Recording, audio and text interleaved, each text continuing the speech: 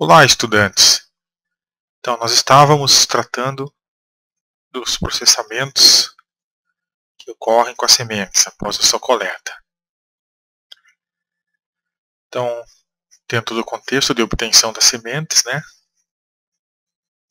e práticas de viveiro, programas de melhoramento genético.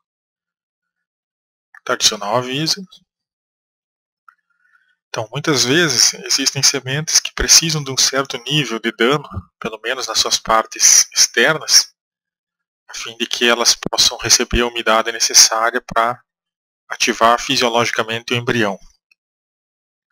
Então isso é uma necessidade, antes da produção de mudas, de quebrar a dormência das sementes, certo? Até no curso de engenharia florestal, chapas concorrentes ao diretório acadêmico às vezes tinham esse nome aí, quebra de dormência. Talvez a chapa anterior era um pouco parada demais, dormente demais, aí utilizavam esse conceito até nas chapas dos estudantes. Bom, então o que acontece? Existem sementes que mesmo em condições ideais não germinam em 66% das plantas arbóreas. Então esse é um número bastante alto, indicando que é necessário ocorrer alguma coisa com as sementes antes delas germinarem. Então existem dois tipos de dormência. A dormência primária, ela já existe na semente, e a dormência secundária, que ela é induzida por uma mudança na temperatura, ou umidade, ou algum outro fator ambiental. Então, uma dormência que não existia, ela passa a existir por mudanças no ambiente. E aqui ela é existente desde o princípio da formação da semente. Então, dormência pode acontecer também com as crianças e com esses membros dessa tribo na Oceania que costumam dormir a qualquer momento do dia e nas árvores. Bom, antes de falar sobre a dormência,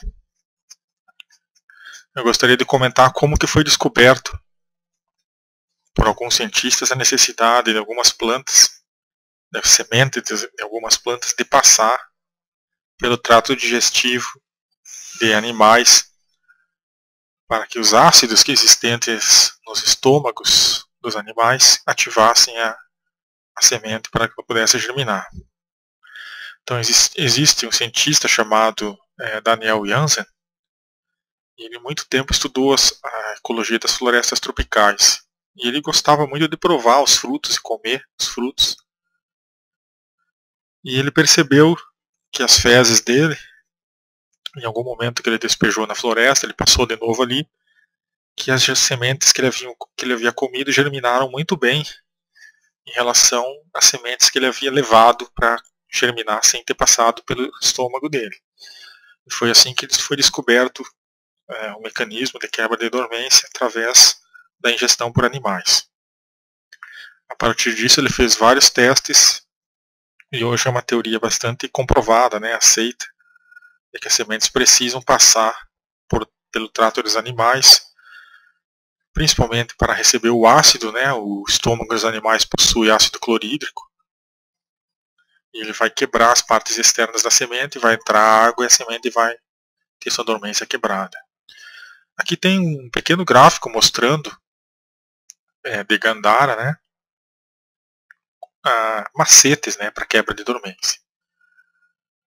Então as espécies que possuem dormência, são geralmente as zoocóricas que eu falei, que precisam passar pelo trato do animal, e pioneiras, que são plantas que ficam com sementes muito secas por um longo período, esperando chuvas, por exemplo.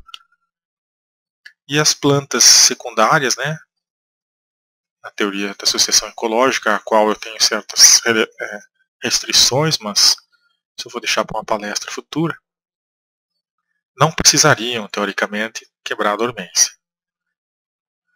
Muito bem. Existe ali a segunda linha, tipos de relações ecológicas.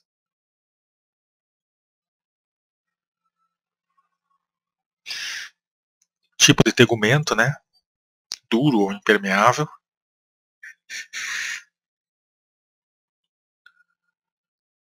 E plantas aqui que ocorrem em clareira com o tegumento impermeável. Fotoblásticas, né? Os tratamentos necessários para quebrar a dormência são calor e luz, nesse caso aqui, das pioneiras, geralmente são sementes pequenas. Né? E aqui, escarificação, que é nada mais do que lixar a semente de alguma forma, ou com ácido.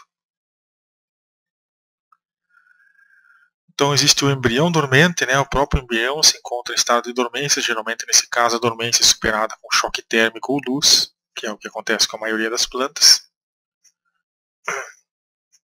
Com essa variação de 20 graus em períodos de 8 a 12 horas. Com isso você quebra a dormência das sementes que têm o embrião dormente.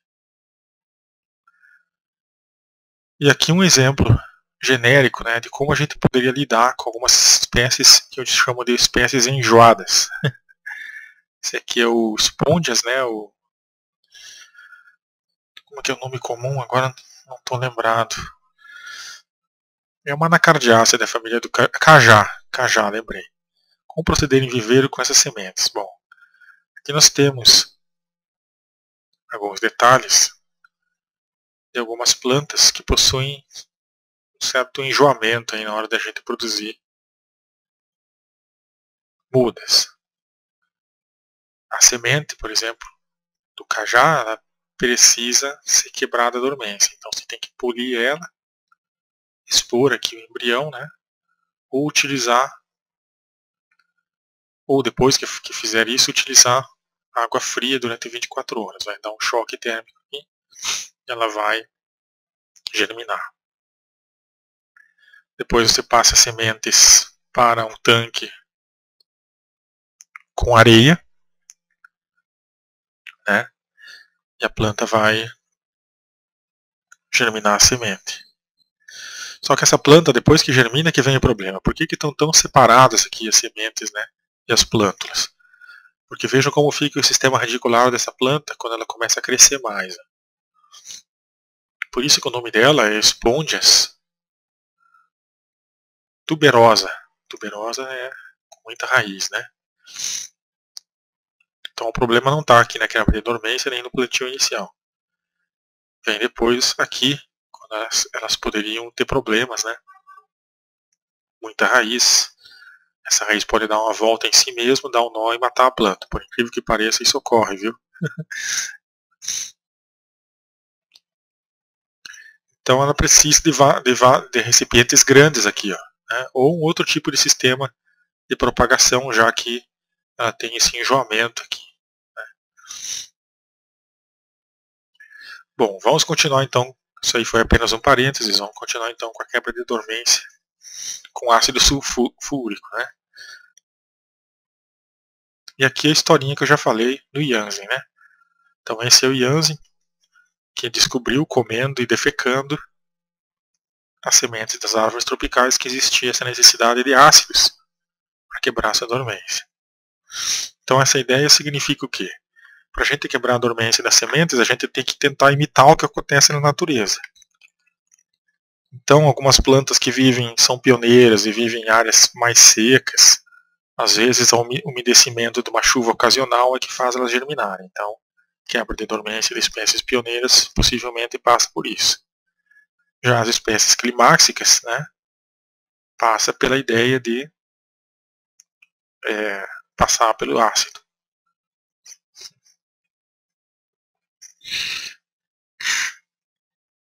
Tomando meu tererê aqui. Então foi assim, ó, que o Jansen descobriu que era importante quebrar a dormência das sementes.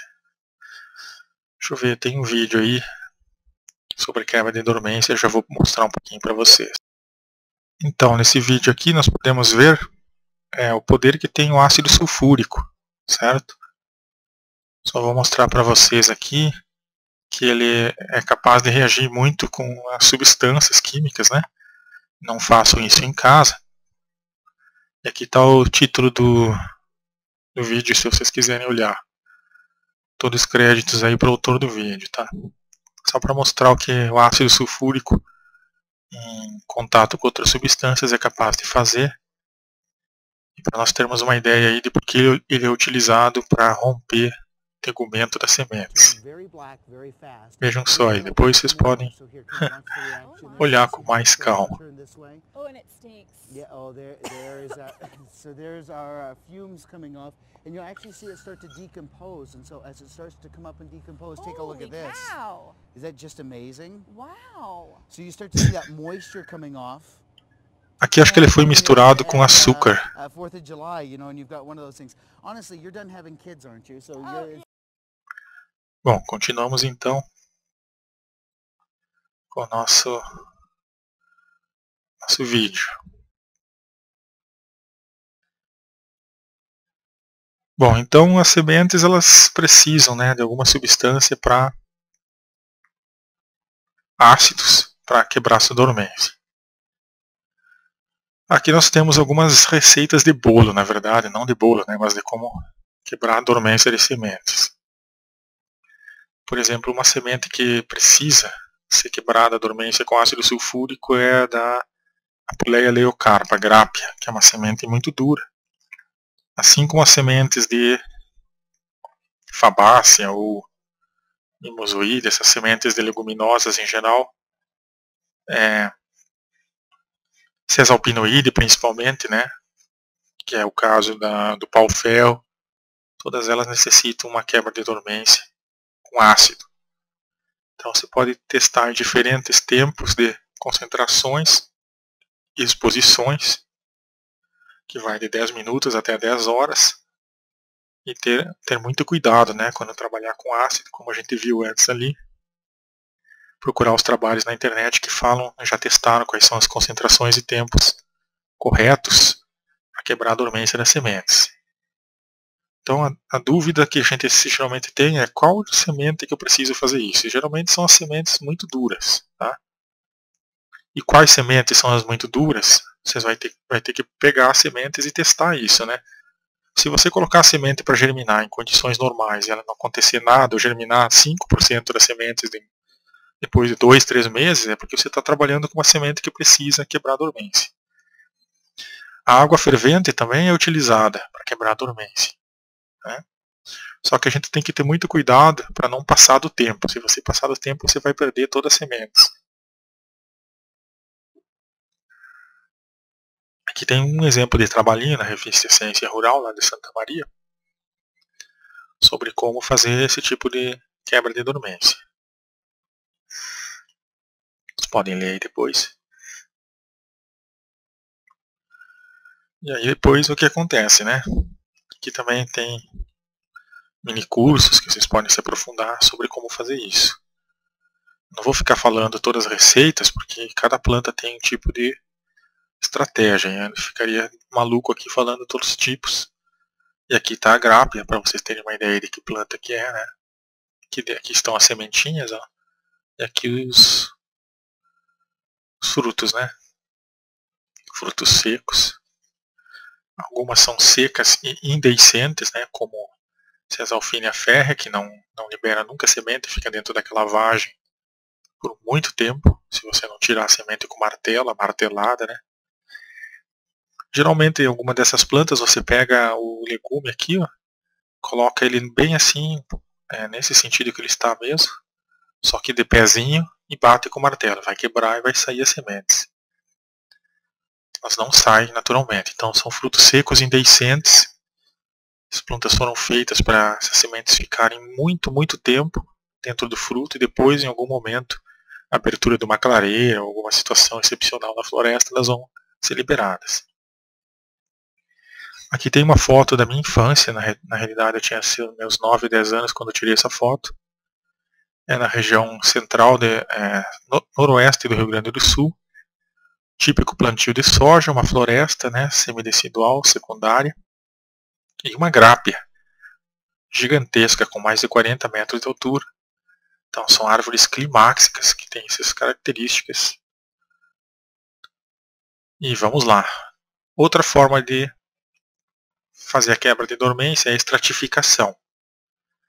é alternar areia, né, úmida, a baixa temperatura, camadas de areia e camadas de sementes. Aqui tá as dicas de como quebrar a dormência da erva mate, que é esse caso aqui com estratificação. Então você cria uma sementeira de areia, né, uma caixa sem fundo, com essas dimensões, para esse peso de sementes, local sombreado, põe a caixa, preenche o buraco com um pouco de carvão no fundo para drenagem, aí enterra a caixa no terreno, coloca uma camada de 5 centímetros de areia branca lavada, nivela com tábua, né, põe uma camada de sementes, depois cobre com uma camada fina de areia de 5 centímetros e assim vai criando tipo uma torta, né? E aí coloca a semente e depois espera alguns dias, vai ter a semente produzida, a quebra da dormência. Quando a semente estiver molezinha, né, aí ela poderá ser tirada do estratificador e colocada para semear. E aqui tem a erva mate, para quem não conhece, né, essa plantinha bonitinha, que as florzinhas e os frutinhos dela. Família Foliácea, se não me falha a memória, e as folhas recortadas, que é uma característica bem peculiar da erva mate. Existe uma outra erva mate, que é a Ilex domosa, que abaixo da casca um pouco tem tipo uma farinha assim. É bem característico também dessa família. E aqui temos um pequeno resumo. Como eu falei, existem muitas técnicas que você pode fazer para quebrar a dormência de várias plantas. Vamos ver se eu lembro dos nomes comuns para orientar um pouco vocês.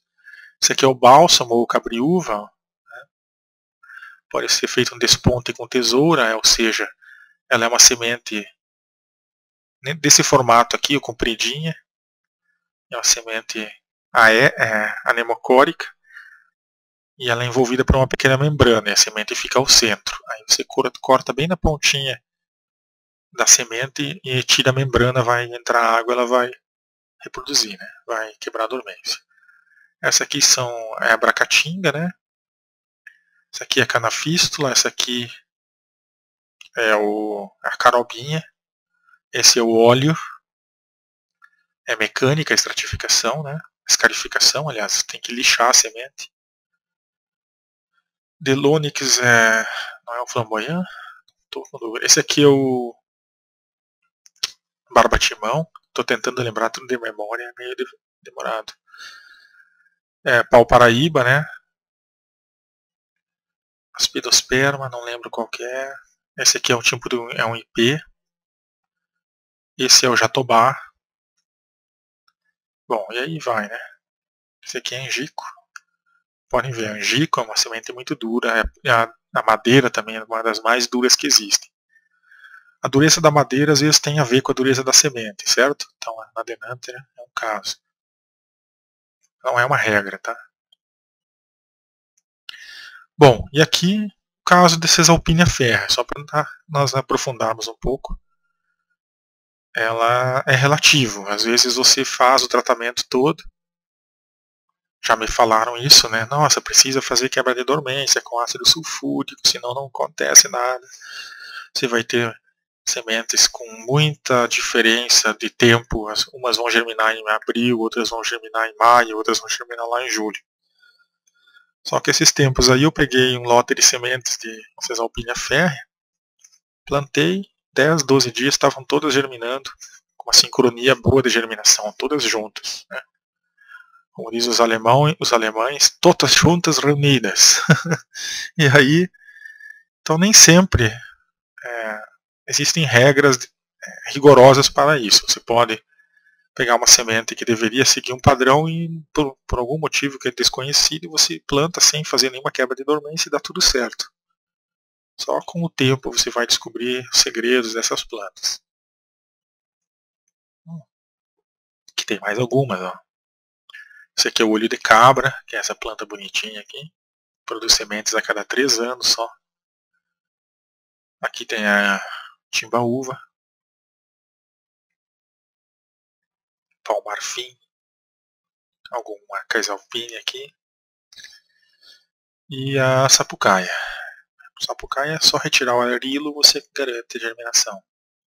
Outras precisam de choque térmico, outras precisam ser fervidas em água por 1 minuto em 90 graus Celsius, e outras emergidas aí no ácido sulfúrico por 1 hora. Imagina a tortura, né? Agora percebam aqui, ó, essa aqui por 45 segundos. Né? Qual é o maior inimigo das sementes? São os fungos, tá? Então esses são os maiores inimigos das sementes. E aqui temos a solução para isso. Ó. Solução para fungos, fungicidas. É claro, se você armazenar bem as sementes num ambiente seco, quando lhes é permitido, né? Tem sementes que você não pode armazenar em ambiente seco e frio, mas as que puderem, você vai garantir que os fungos não ataquem tantas sementes. E aqui existem alguns nomes aí de fábrica de alguns fungicidas que são úteis para manter a qualidade das sementes.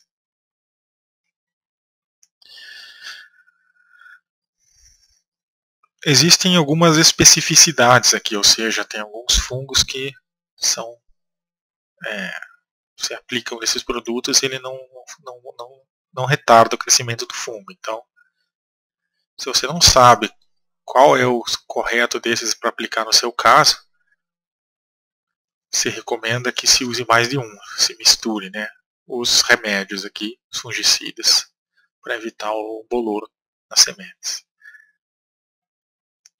Aqui tem um PDF que vocês podem procurar nesse site e se aprofundar.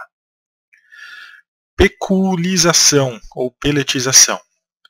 Esse é um processo, vocês podem se aprofundar também aqui, ó, no Incotec tem sobre peletização. Nada mais é do que envolver as sementes, logo após a sua coleta, com um produto que as preserve, né, e as mantenha saudáveis e livres de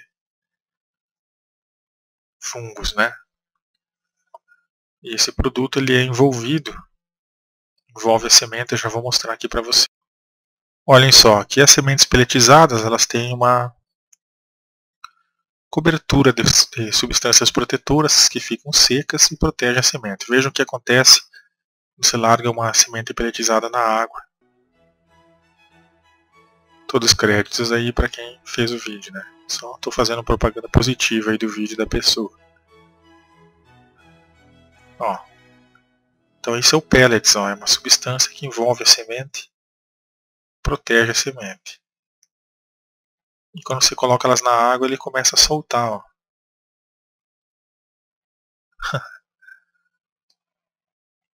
Mais adiante.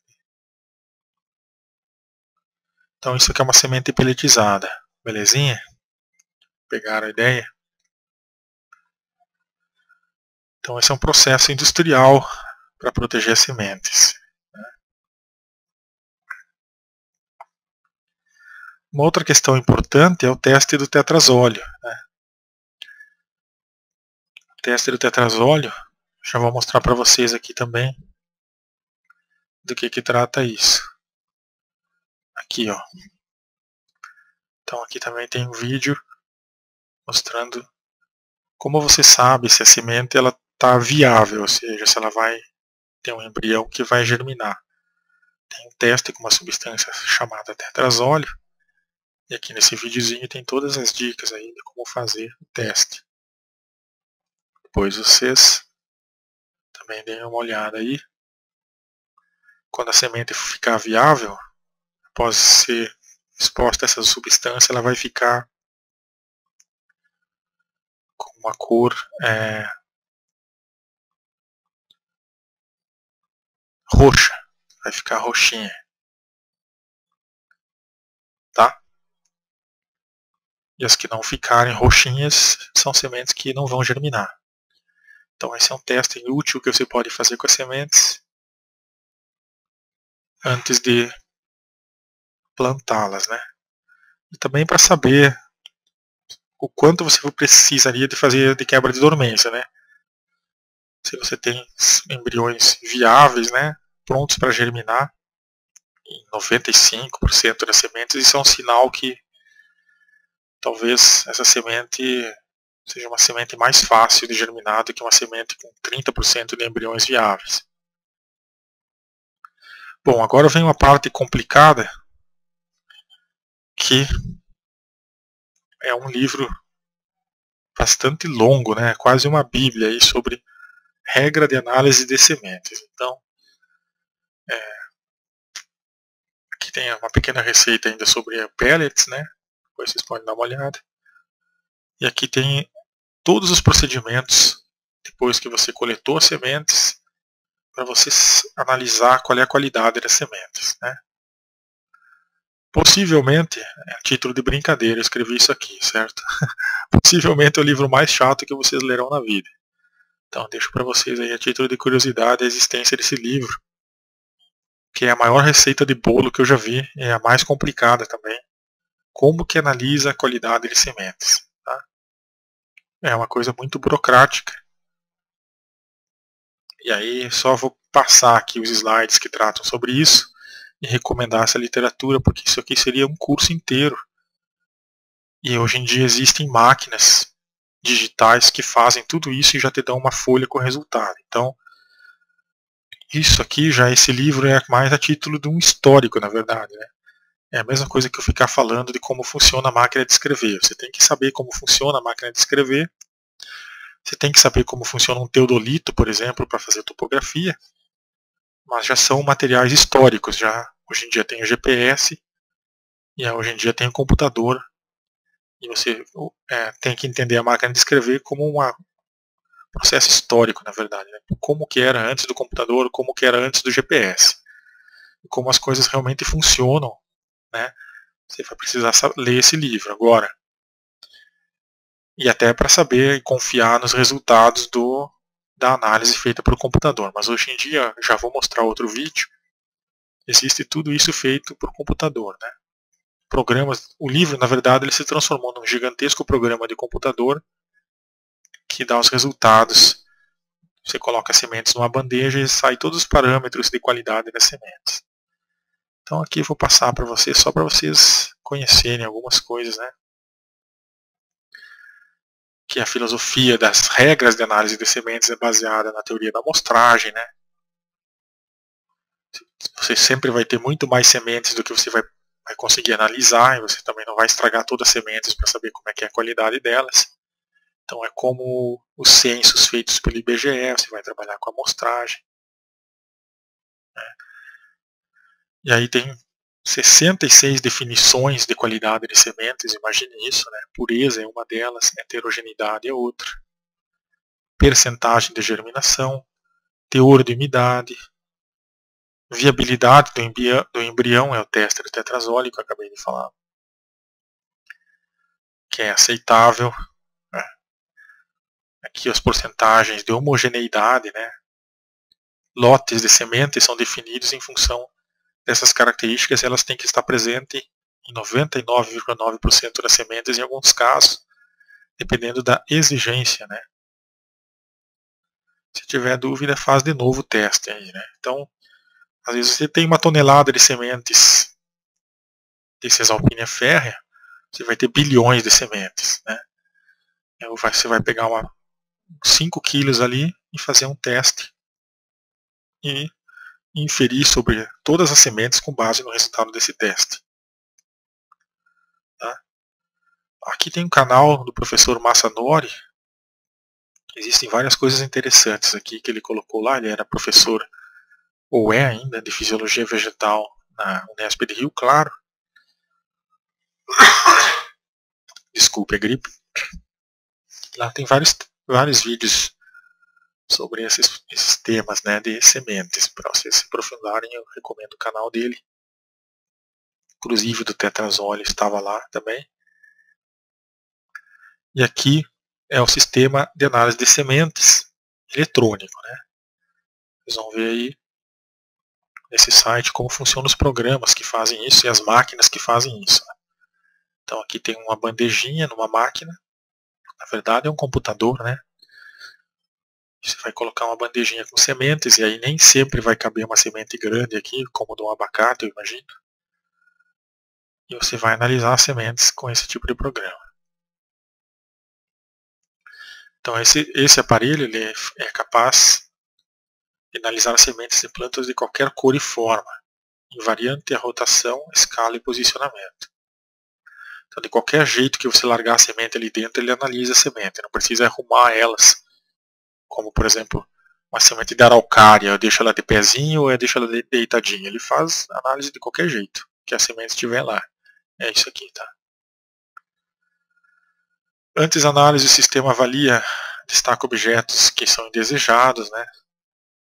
E aí tem os limites mínimos e máximos, como eu falei, não é qualquer semente que cabe lá dentro. Adapta a cor do fundo para criar um contraste. Assim que eu mostrar o vídeo vai ficar tudo mais claro do que trata isso. E aí pode salvar, carregar e comparar todas as análises feitas. É uma grande invenção que economiza aí muitos dias de trabalho de laboratório quando era feito manualmente essas análises, né? Já pode largar tudo em planilhas, né? E aí tem mais aqui, mais algumas vantagens desses métodos. Eu vou deixar aqui mais para vocês lerem isso, não vou ficar comentando tudo isso aqui, tá? Vamos aos vídeos, que as imagens falam mais do que 1000 palavras, né? Então esse é um vídeo mostrando o sistema de análise de sementes, né, o chamado de olho digital do café. Então foi desenvolvido para analisar as sementes de café. Então esse é um detalhe aí, vocês podem aí ver como funciona a máquina, né? Com esse vídeo, coloquem aí SAS ou olho digital do café lá no YouTube, e vocês vão ter um outro canal aí, uns outros vídeos mostrando como funciona essas análises com o computador. A ideia Aqui é tem mais melhorar detalhes, a ó. seleção dos grãos. Esta máquina é capaz de fazer o trabalho com precisão e agilidade. É o olho digital do café. O olho faz a leitura de 190 características como forma, cor, textura, geometria e morfologia do café. Após a avaliação, ele emite um relatório com todos os dados. A máquina vai facilitar o trabalho. Com o olho digital, a análise dos grãos é feita. E essa tecnologia vai... É possível ver a imagem na tela Olha e aí, ó. selecionar cada semente. Logo aparecem todas as informações sobre ela. Aplicação desse tipo de semente. Então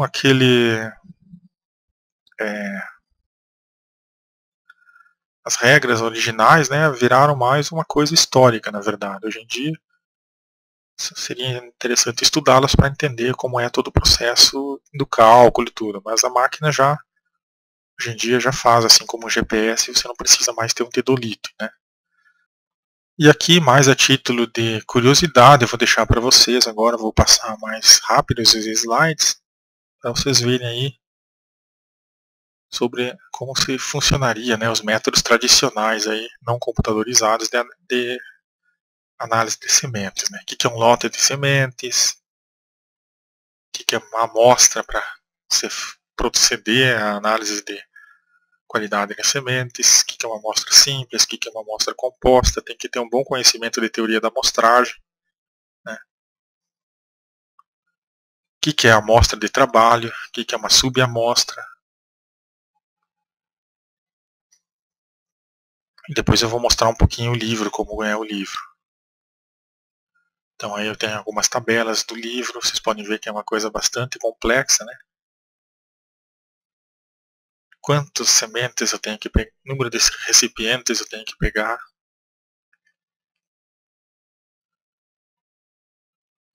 Pequenos recipientes de sementes, quantas sementes tem que pegar, quantos recipientes, quantas sementes, quantos quilos. Isso é bastante complicado. É necessário realmente pegar e ler o livro, se vocês quiserem entender.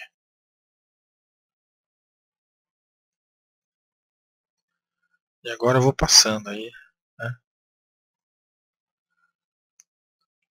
Boletim de análise de sementes é o resultado final dessas análises. E aí você vai ter aí todos os dados para preencher nessa ficha, né? Lote de sementes, safra, aquelas mesmas informações ou informações muito parecidas que a gente já tinha visto no momento de você retirar as sementes da árvore. Também tem que ter todo esse detalhamento aí. Ó.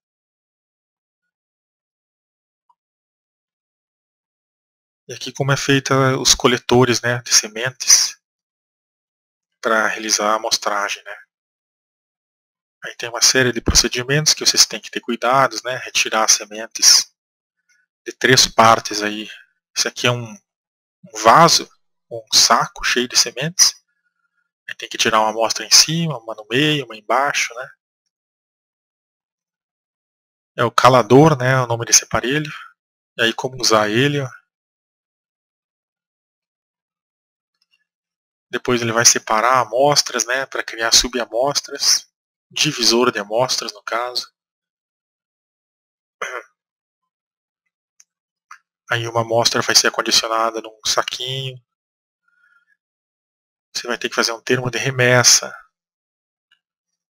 Depois vai ser criada uma amostra média para analisar realmente as sementes, né. Analisando as sementes,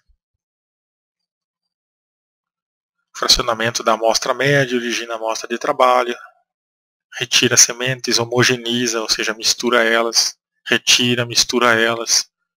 É bem burocrático mesmo, viu? E aí tem os divisores, né? Separam as sementes em subamostras. Para gramíneas existem outros menores. Isso aqui é como funciona uma empresa que foi especializada em analisar sementes. Na verdade, o pequeno produtor rural, o pequeno silvicultor, né, a maioria das vezes ele vai coletar sementes de várias árvores, como nós havíamos mostrado como funciona toda essa parte em outros vídeos, né, seleção de árvores matriz, a fenologia e tudo mais, e vai enviar para alguém que vai fazer toda essa parte aqui, né. Ele não vai ter recursos para fazer tudo isso e nem os aparelhos. Somente as grandes empresas de celulose que têm talvez esses aparelhos para fazer tudo isso. Divisão manual pode ser feita, né? E aí tem vários métodos para dividir as subamostras, né? Método de divisões constantes. Procedimentos, vejam só como é. Vocês já devem estar nesse momento assim, né? Método da colher. Ensaio de qualidade de sementes. O que é heterogeneidade? O que é pureza? Teste de heterogeneidade. O que é uma semente pura? O que é sujeira? Tem até isso para dizer. Lá, o que é uma sujeira? O que é outro tipo de... O que são sementes duras, dormentes, mortas, não germinadas, sementes vazias, sem embrião, danificadas por insetos. E aí entra uma série de cálculos aqui. Qual é a variação aceitável, né, para você ter um lote homogêneo de sementes em termos de variância mesmo, né? Quando que você tem lotes extremamente heterogêneos ou não homogêneos. Tem uma série de parâmetros. Acho que não é o caso de ficar entrando tanto em detalhe aqui. Só quero mostrar para vocês ficarem cientes de que isso existe e que isso é feito. Se vocês quiserem realmente se aprofundar, leiam o livro.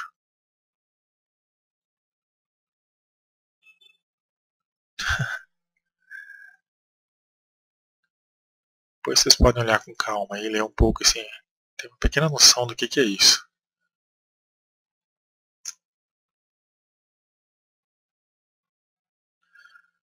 Semente pura, o que é, outras sementes, material inerte. Tem todo esse tipo de classificação da pureza das sementes. Em alguns casos você vai ter que usar uma lente ou até mesmo um microscópio para saber em algumas plantas com sementes muito pequenas qual é a porcentagem dessas outras, né, impurezas. Tem aparelhos chamados de diafanoscópio para fazer isso. E aí com os conceitos complicados, né, o que é realmente uma semente pura, né?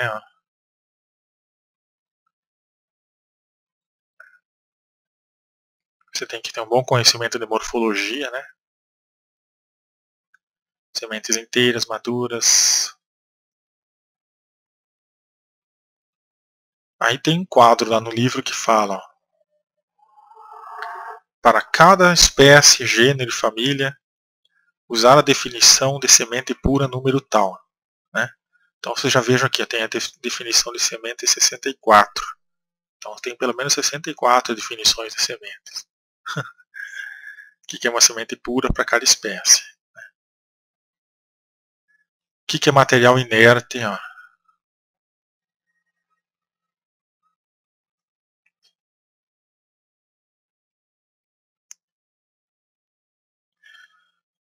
Aqui tem o caso do abacate, que é uma semente muito grande, teria que pegar menos sementes.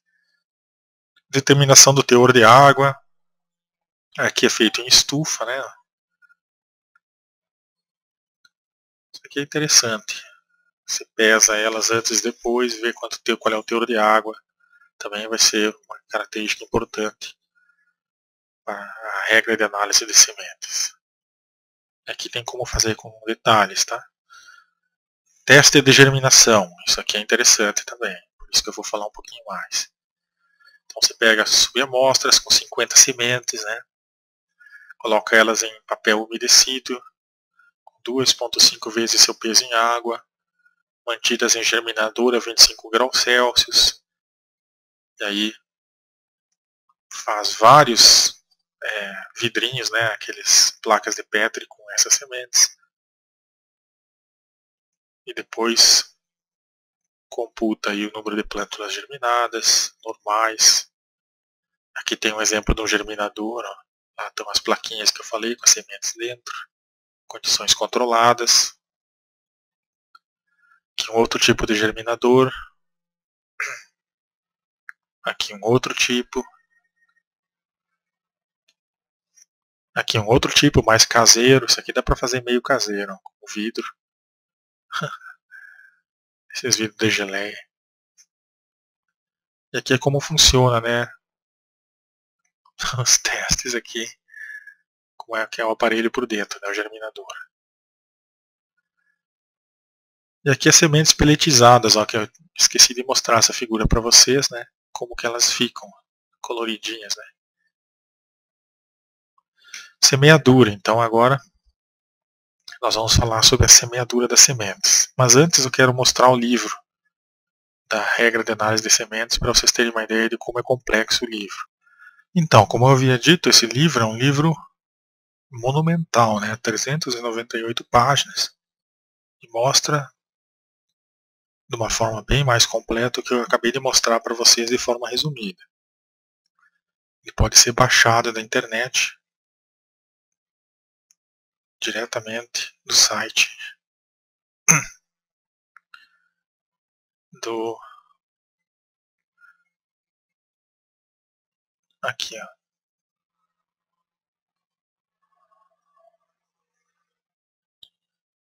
Então, é um livro.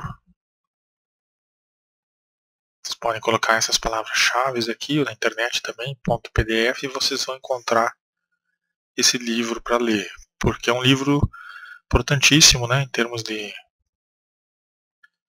para as pessoas conhecer, tem que estar aberto para todas as pessoas conhecer isso aqui. Então o Ministério da Agricultura deixou disponível esse livro para download, foi assim que eu baixei ele, de grátis, né?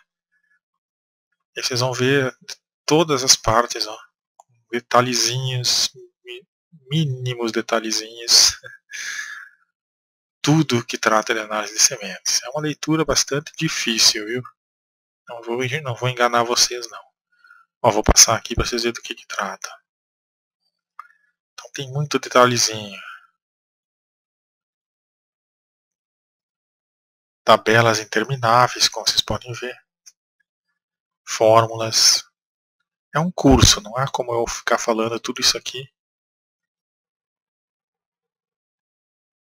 Tem várias coisinhas aí.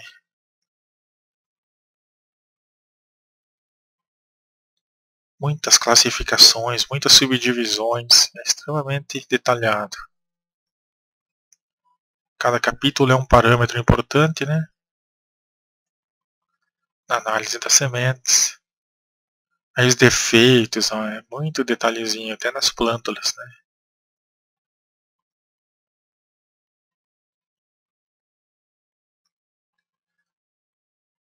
Não é uma das mais agradáveis e mais empolgantes leituras que vocês vão fazer na vida. Então vou seguir aqui. Outras coisas mais interessantes, não tão importantes, né, mas mais digeríveis. Quando que a gente deve semear as sementes, né? Então, na maioria dos casos, se recomenda logo após a coleta. Né? Se você puder coletar, se programar para fazer a coleta e logo depois semear, seria o ideal. Né? E você pode comprar sementes. Né? Por exemplo, essas sementes aqui passaram por todo o controle da regra da análise de sementes, que é o livro gigante, e elas têm todos os parâmetros desejáveis para quem for plantar, obter aí 95% de germinação, se plantar direito. Vocês podem adquirir essas sementes. Então,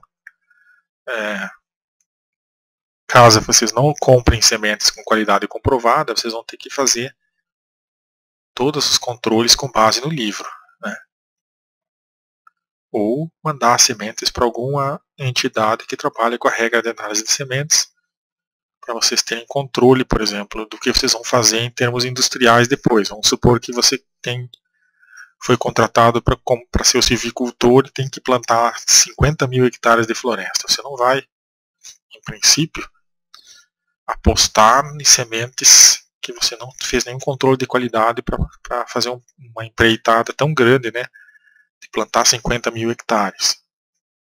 Você corre o risco de fazer todo um trabalho, né, e obter pouquíssimas mudas e comprometer o seu trabalho.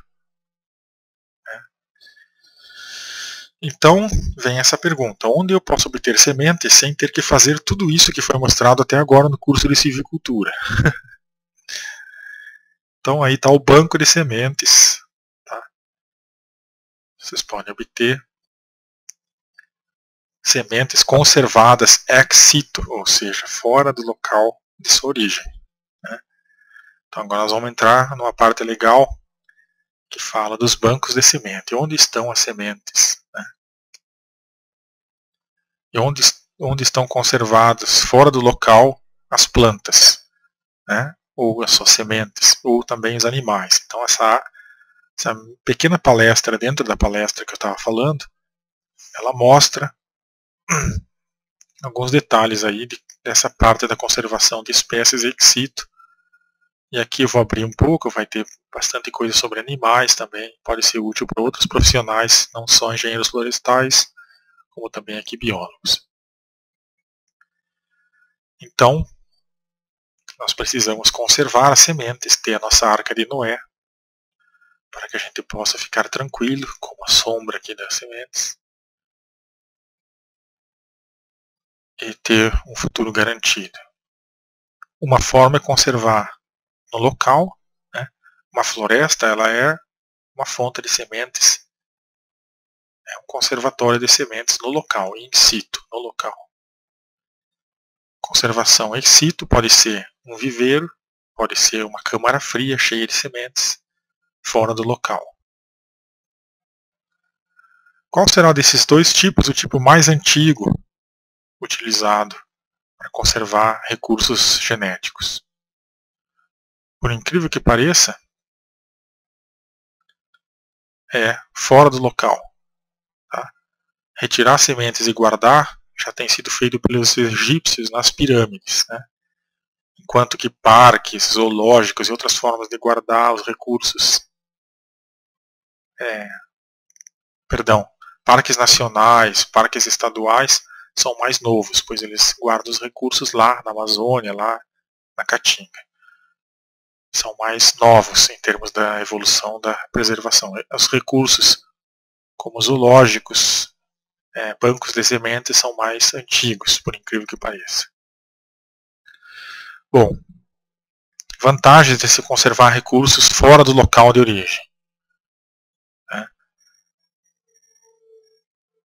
Aí tem algumas. A principal que todo mundo vai prestar atenção é que é mais barato, né? É mais barato você ter uma câmara fria com sementes do mundo inteiro do que ter reservas florestais e correr atrás das sementes, indo de reserva em reserva na época que elas vão produzir as sementes.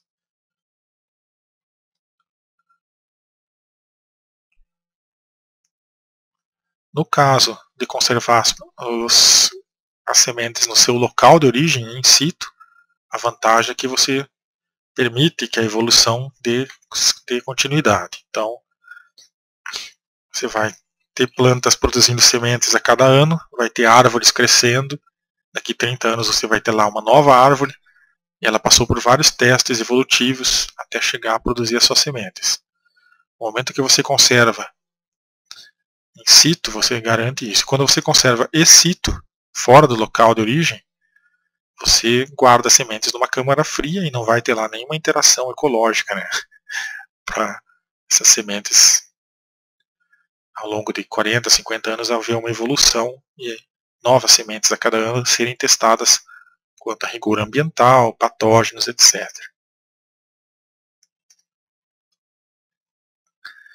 Já no local de origem, num parque, numa reserva natural, as populações são maiores de sementes existentes do que guardadas numa câmara fria.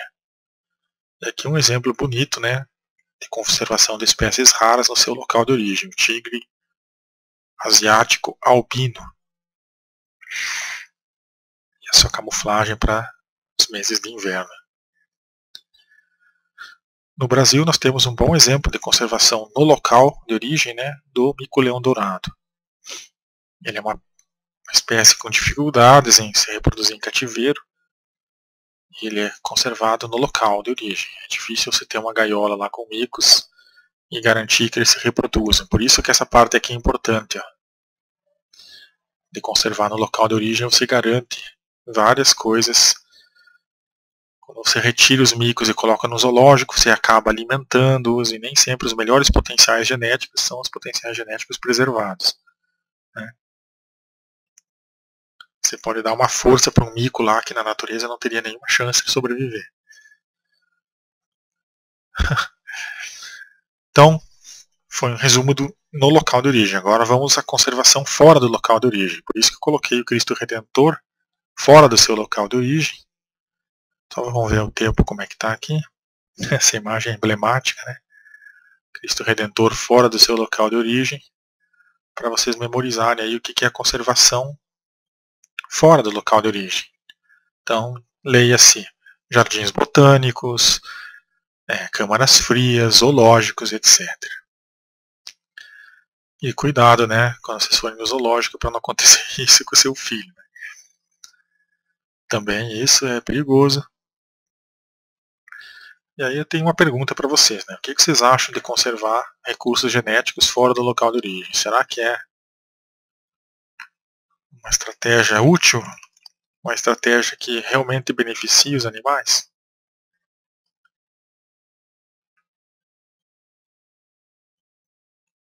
Na verdade, os zoológicos, se a gente for parar para pensar, eles não surgiram com o objetivo de conservar recursos genéticos. O objetivo do zoológico é aquele objetivo conhecido, né? Recreação.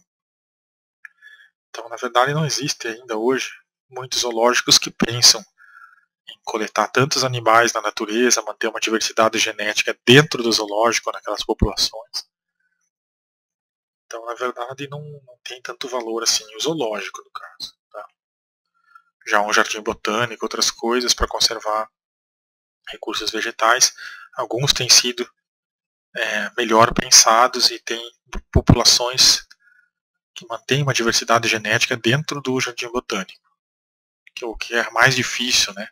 Você tem uma população de 500 hipopótamos, por exemplo, num zoológico. Geralmente você vai ter 2 ou 3 que não conservam nenhum recurso genético.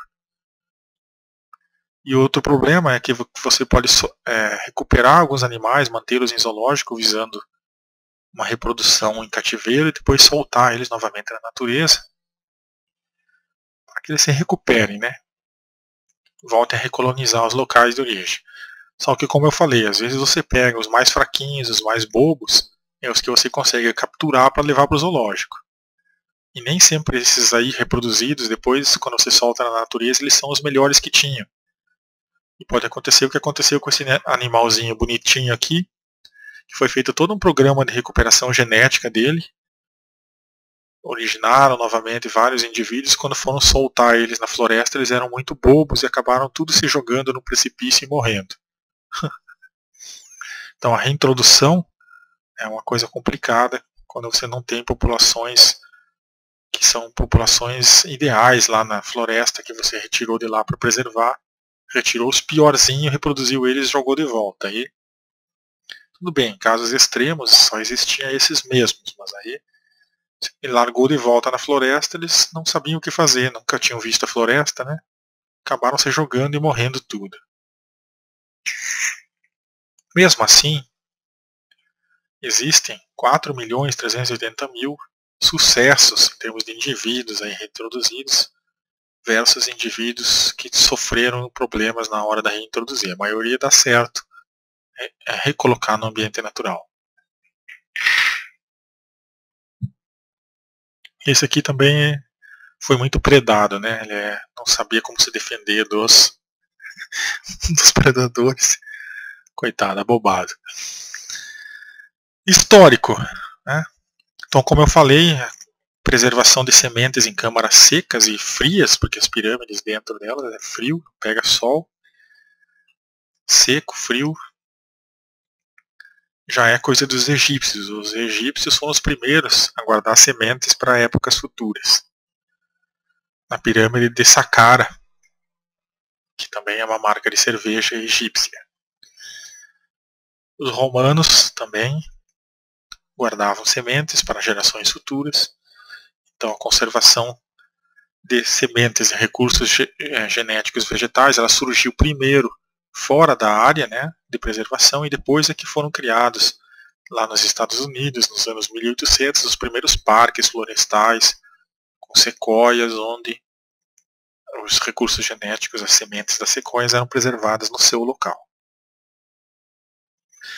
Curiosamente, uma dessas sementes que veio da pirâmide de Djoser, que é esse faraó da primeira dinastia, primeiro faraó, na verdade, a construir pirâmides, foi retirada de lá uma semente de palmeira, que é uma palmeira que não existe mais na região lá, e ela foi ressuscitada, digamos assim, à vida, graças ao armazenamento na pirâmide de Djoser. Para vocês terem uma ideia de como era a antiga semente, ela manteve a viabilidade dentro das pirâmides. A semente tinha 6.000 anos, conseguiram fazer germinar. Algumas pessoas, na minha infância, eu lembro muito disso, faziam pirâmides de madeira, que acreditavam que poderiam, com a pirâmide de madeira, né, uma escala bem menor, preservar alimentos, preservar sementes. Aqui eu acho que o caso é mais em relação ao ambiente desértico, seco e frio dentro da pirâmide, que fez com que preservasse as sementes tanto tempo. Você não vai conseguir preservar sementes fazendo uma pirâmide de madeira e colocando num ambiente tropical, chuvoso e úmido. A história desse vaso com essa semente está aqui. Vocês podem ler depois. Uma outra pessoa que influiu muito na ideia de conservação de recursos fora da sua região de origem, trabalhou muito para isso, foi Henri Thoreau. É um filósofo naturalista que tinha já as primeiras ideias de se fazer conservatórios, parques, para jardins botânicos para conservar espécies fora da sua região de origem. Também ele teve uma época na sua vida que viveu nessa cabana perto de Chicago, se isolou um pouco do mundo, começou a observar mais a natureza, seus ritmos e escrever livros sobre isso.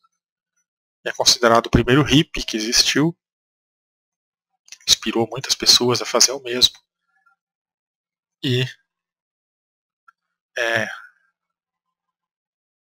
reverenciado aí como um dos primeiros ecologistas preocupados com a conservação de recursos genéticos fora da floresta, ou seja, criar parques, criar outras coisas, jardins botânicos. Esse aqui não é quem vocês estão pensando que é. É o Theodore Roosevelt. E ele andou aqui pelo Brasil, né, em 1914. Foi presidente dos Estados Unidos. E foi uma pessoa importantíssima, pois foi ele que criou parques nacionais, né, para conservar as sequoias. Aí no local de origem, né, in situ. Tem as imagens dele viajando pelo Brasil. E tem as frases famosas dele aí, né, sobre ecologia. E já estudem um pouco de inglês. Aqui as fotos dele aí viajando no Brasil, né. Conheceu várias regiões aí. O Brasil também tem o José Bonifácio, né, que é uma das primeiras pessoas, primeiro ambientalista e ecologista do Brasil, muito à frente de seu tempo, aqui nós estamos nos anos 1700, a se preocupar com a conservação dos recursos genéticos. E aqui sim, já entra mais na fase mais moderna, importantíssimo, Vavilov, na Rússia, criou os primeiros bancos de germoplasma, que são unidades conservadoras de material genético fora do local de origem. Então são câmaras frias, e na Rússia é naturalmente frio, não precisa nem ter muito frio, muita refrigeração para fazer uma câmara fria. Esse é o instituto, né, Vavilov, onde estão as sementes armazenadas na Rússia, um dos mais antigos. E lá existem sementes de 200 mil espécies. Então isso aqui foi em 1930, 1940 na Rússia. Foi a primeira iniciativa de criar um banco de sementes mundial. E esse Vavilov, ele sofreu muito, assim como Lysenko, que era um outro pesquisador que ajudava ele, devido a... Aliás, o Lysenko era um inimigo dele dentro do instituto aqui. E ele resolveu caluniar o Vavilov. E o Vavilov, criador do instituto, foi preso por Stalin e levado para a Sibéria, onde ele morreu de fome. Então eu gosto muito de falar um pouco da história das pessoas por trás da conservação das plantas e dos recursos genéticos, pois ele era muito competente e isso às vezes atrai inimigos, né, dentro de alguns lugares. E aí esse Lysenko na verdade não sofreu não, foi ele que caluniou aí o Vavilov, e Vavilov morreu na Sibéria de fome por causa dele. Graças ao Stalin, que também é muito gente boa, né. E essas são histórias das pessoas que começaram a criar a ideia de conservar sementes em locais gelados, né. Então a Rússia é um lugar naturalmente frio e naturalmente interessante para conservar recursos genéticos congelados. E devido ao Vavilov, aqui em 2011, 2007 na verdade, por inspiração talvez do centro de pesquisas dele, vejam aqui onde nós estamos, né, aqui no Brasil, foi criado lá naquela ilha, ó, o maior banco de sementes atualmente existentes no mundo, para manter sementes congeladas e armazenadas em câmaras frias. Tá? Então essa iniciativa é o Global Frohval, é onde estão armazenadas as sementes. É a nossa arca de Noé. Se um dia todo mundo se matar e sobrar alguns, vai ter sementes. Se eles conseguirem de barco até lá, pegar as sementes, estarão congeladas para nós continuarmos a sobreviver como ser humano e reintroduzir plantas importantes para a agricultura, está tudo lá, e ecologia de modo geral. Nesses tempos de tantas guerras, né, é importante ter isso, a nossa arca de Noé. Lugar de ficção científica, né, como vocês podem ver as fotos do lugar. E aqui estão as sementes, e tem muita semente. Semente de quase todos os países estão aqui nessas caixinhas. Pergunta para vocês, por que fazer uma conservação de sementes num lugar tão frio, isolado e seco? Por quê, né? Bom, a resposta uma eu já dei, né? Você não precisa de refrigeração, a refrigeração aqui é natural. Sempre gelado, se economiza energia. E até mesmo, num caso extremo de guerras ou dificuldades, essas sementes vão permanecer congeladas, pois elas estão dentro de uma caverna congelada aqui no fundo. Eu já vou mostrar para vocês como é. E guerras, né?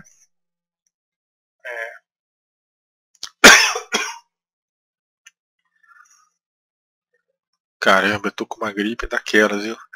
Bom, então esse lugar, ele é ideal, né? Eu imagino que a Noruega é um país bastante estável, que é onde essa ilha pertence à Noruega, né? Ela não vai entrar em guerra, provavelmente com ninguém, e não tem feito isso nos últimos 800, 1000 anos, 1200, 1300 anos. As últimas pessoas que fizeram batalhas foram os vikings aqui, né? Depois dos vikings ficou um lugar bastante sossegado até hoje, e é lá onde estão as sementes. Esperamos que continuem lá preservadas nesse lugar muito bonito, né? Lugar mágico. Longyearbyen, esse nome é. E aqui está os túneis, ó. Então as sementes estão muito bem escondidas, hein? Bem preservadas. Um prédio de 1000 metros quadrados. Capacidade para armazenar sementes de mais de 100 países e 1.400 bancos de germoplasmas. Aqui só se chega de barco ou de avião, né? E aí tem a planta baixa que eu consegui pegar na internet, mostrando, né? Como que é por dentro, onde estão as sementes. Lugar legal. Bom, eu vou encerrar por aqui hoje. Falar das dificuldades que existem em armazenar sementes. Não é toda semente que pode ir lá para a Noruega. E a próxima etapa a gente vai falar um pouco sobre isso, o que fazer nesses casos. Então um grande abraço para vocês e até a próxima.